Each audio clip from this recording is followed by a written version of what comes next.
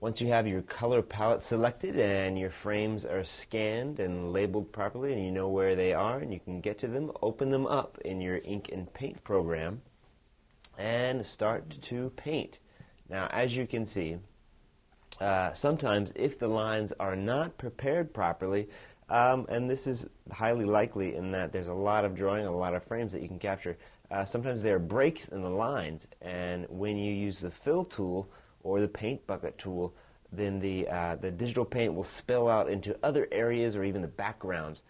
So this is something that can take time, and if you do have breaks in your artwork,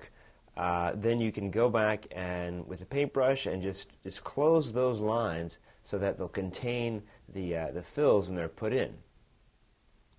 And once you have all your frames cleaned up, inked with the lines and painted with your color fills, make sure that you have all your files in the folder and review your frames, and you can assemble the frames into a quick test.